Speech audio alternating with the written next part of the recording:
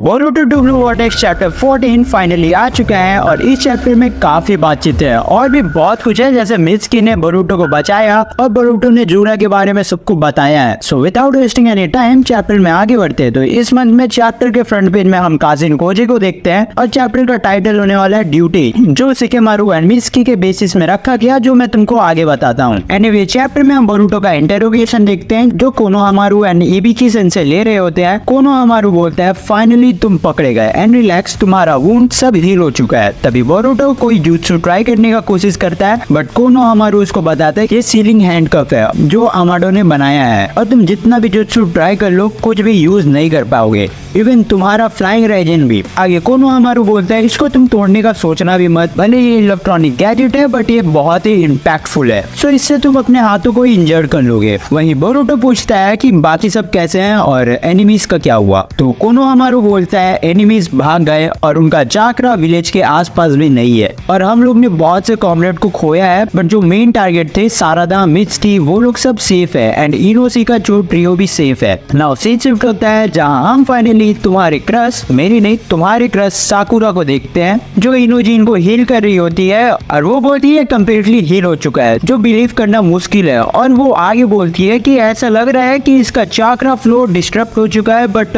Don't worry, मैं इसको ठीक कर दूंगी। नाउ फिर से हम लोग इंटरोगेशन में जाते हैं जहां हम एल्डर को देख सकते हैं जो मुश्किल से जिंदा है अभी तक, और अमाडो को भी देखते हैं जो इंटरोगेशन को सुन रहा होता है with the help of Enos jutsu. और फिर हमको एटा को भी दिखाया जाता है एंड वो भी अपने पावर की हेल्प से इंटरोगेशन को सुन रही होती है और वो कावाकी को बोलती है कि इंटरोगेशन स्टार्ट होने वाला है। वही डायमंड बोलता है देख भाई कावाकी, अगर बोरुटो ने तुम्हारे सारे प्लान के बारे में बता दिया तो तू तो गया बेटे, और देख मैं जानता हूँ कोई मुश्किल से विश्वास करेगा कि तुम लोग का पोजीशन फ्लिप हुआ होगा, बट तुमने जो झूठ बोले हैं कि बोरुटो ने होकागे को मारा है और अगर उनको पता चलता है कि ये झूठ है तो वो कैसे रिएक्ट करेंगे ये देख के मजा आने वाला है। वहीं कावाकी बड़े चौड़ में बोलता है बोरुटो कुछ भी बोले उससे कुछ भी चेंज नहीं होने वाला, बिकॉज बोरुटो का ही गलती है जिससे लॉर्ड सेवन गायब हुए और वो डेंजरस ओत्सुसुकी है जो कभी भी रैम्पेज में आ सकता है एंड वही उसका ट्रू नेचर है, तो उसको मारना ही हमारा ओनली ऑप्शन है। बट उससे पहले हमको उससे सारे इन्फॉर्मेशन को बाहर लाना पड़ेगा जिससे हम उस मिस्टीरियस मॉन्स्टर से डील कर पाए। नाउ अब हम फिर इंटरोगेशन रूम में वापस आते हैं जहां कोनोहामारू सरप्राइज हो चुका है बोरुटो की बताई हुई बातें सुन के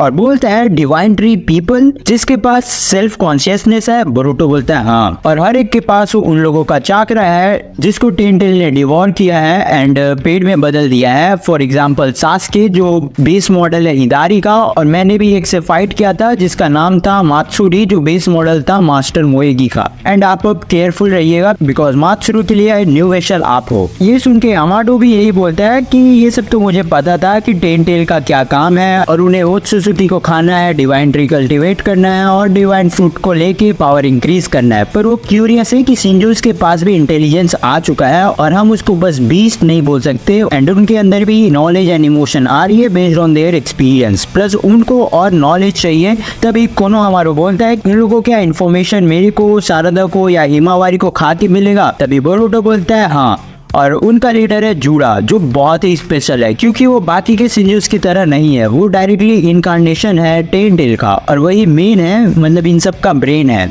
बोरुटो आगे बोलता है अगर हम जूड़ा को हरा भी देते हैं बट अर्थ फिर भी डेंजर में रहेगा। और बोरुटो की इतनी बड़ी बड़ी बातें सुन के कोनोहामारू उससे पूछता है तुमको कैसे पता और तुमको इतना बात कौन बता रहा है। तब बोरुटो बोलता है यस मेरा एक सोर्स है बट सॉरी मैं उसके सेफ्टी रीजंस के चलते तुमको कुछ नहीं बता सकता उसके बारे में। और तुमने नोटिस किया होगा कि इबिकी ने अभी तक एक वर्ड नहीं बोला है और तुमको पता है कि बोरुटो को सारी इन्फॉर्मेशन कासिनकोजी देता है बट बोरुटो ने उसके बारे में कुछ नहीं बताया। तब कोनोहामारू बोलता है मैं तुम्हारी सारी बातों पे क्यों ही विश्वास करूं, तुमने तो कोई एविडेंस भी नहीं दिया है। एक्चुअली कोनोहामारू उसको ये सब बोल के और भी इंटेल निकलवाना चाहता है। तब बोरुटो बोलता है most of you want me dead and मैं अभी तक जिंदा हूँ क्योंकि तुमको मेरे से इंटेल चाहिए। तभी वो एल्डर बुड्ढा बोलता है तू इस रूम से जिंदा तो वापस नहीं जाने वाला और वो मॉन्स्टर कुछ भी विलेज पे करेंगे तो हम कुछ ना कुछ करके उनको रोक ही देंगे। इस बुड्ढे को कोई धूप दिखाओ। इसको पता ही नहीं कि वो मॉन्स्टर क्या कर सकते हो और ये कुछ भी करके उसको रोक ही देगा ना। बुड्ढे का बात खत्म होते ही बुड्ढी बोलती है, देखो बोरुटो, अगर तुम मेरी बातों का सही से जवाब दोगे तो मैं तुमको पेनलेस डेथ ऑफर कर सकती हूँ। तो बताओ कि तुमने 7th होकागे यानी कि नारुतो को क्यों मारा। तभी हमको एक छोटा सा फ्लैशबैक दिखाया जाता है जहाँ हम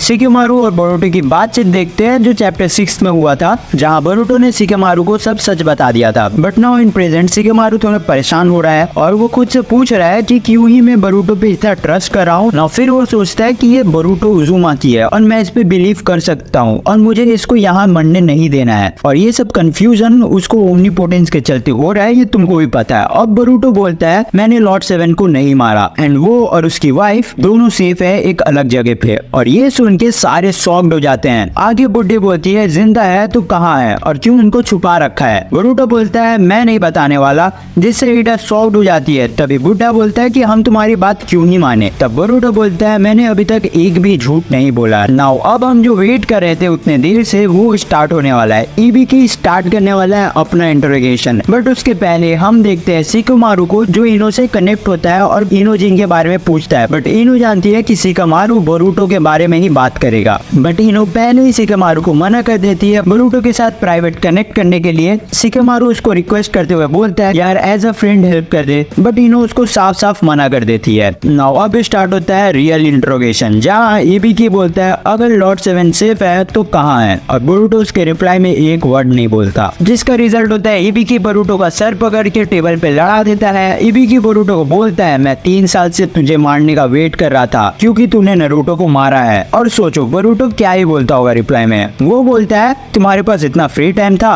ये सुन के इबीकी को बहुत ही गुस्सा आ जाता है। वो उसको मुंह पे पेट पे मुक्का मारता है और बोलता है देखते हैं तू कितना चुप रह सकता है। तभी शिकेमारु इबीकी को रोक देता है और बोलता है कि ये ऐसे नहीं बोलने वाला है, इसको वेनम से मारो और मित्सुकी को बुलाओ। जो सुन के कोनोहामारु थोड़ा हिचकिचा जाता है क्योंकि मित्सुकी का पूरा इंटेंशन है बोरुटो को मार देने का। तो शिकेमारु बोलता है अगर कुछ उल्टा फुल्टा हुआ तो इसका रिस्पॉन्सिबिलिटी मैं लूंगा। तब सीन शिफ्ट होता है जहां हम एटा को देखते हैं कावाकी से बात करते हुए और वो बोलती है कि बोरुटो का कोई इंटेंशन नहीं है तुमको फंसाने का। जो सुन के कावाकी बोलता है भाग सही में। वहीं डायमंड ब्रो पूरा डिसअपॉइंटेड हो चुका है और वो बोलता है वो बंदा हमको आज तक समझ ही नहीं आया। नाउ फाइनली मित्सुकी आता है और मित्सुकी के इंटरोगेशन रूम में जाने से पहले शिकेमारु उसके हाथ में कुछ देता है और बोलता है रिमेम्बर हम शिनोबी है और ये तुम्हारा मिशन है तो इमोशन पे कंट्रोल करना और अपनी ड्यूटी को कंप्लीट करना। और चैप्टर का नाम इसी ड्यूटी पे बेस है। मित्सुकी के रूम में एंटर करते ही कोनोहामारु उसको समझाने लगता है कि मित्सुकी इसको मारना नहीं है, ये अभी प्राइम विटनेस है तो विलेज के लिए इसको मत मारना प्लीज। बोरुटो मित्सुकी को देख के बोलता है हे मित्सुकी तू अभी तक गधे की तरह अपने सन की सर्च कर रहा है। जो सुन के मित्सुकी सडनली सेज मोड में आ जाता है और बोरुटो का गला पकड़ लेता है। इबीकी मित्सुकी को साइड करता है बट हमको पता चलता है कि मित्सुकी बोरुटो का हेल्प करता है। वो उस हैंडकफ पे एक स्नेक को छोड़ देता है और वो स्नेक उसका लॉक को खोल देता है और मित्सुकी बोरुटो को धीरे से बोलता है तुम्हारे सारे बिलोंगिंग्स वेस्ट विंग के सिक्योरिटी ऑफिस में है और वहाँ 2 गार्ड है। सो फाइनली बोरुटो फ्री है और वो तुरंत फ्लाइंग राइजिन को यूज करता है। बट उसके पहले वो बोलता है कि तुमको जो भी इंफॉर्मेशन चाहिए मैं वो तुमको बता दूंगा बट अभी के लिए मैं जाता हूँ। तभी इबीकी अमाडो पे गुस्सा हो जाता है कि कैसा बेकार सा हैंडकफ बनाया। बट कोनोहामारु को मित्सुकी पे एक शक हो जाता है और वो बोलता है हैंडकफ में 4 डिजिट का लॉक था पर वो बस मुझे इबीकी एंड लॉर्ड 8 को पता था और मित्सुकी का कोई ऐसा रीजन तो है नहीं जो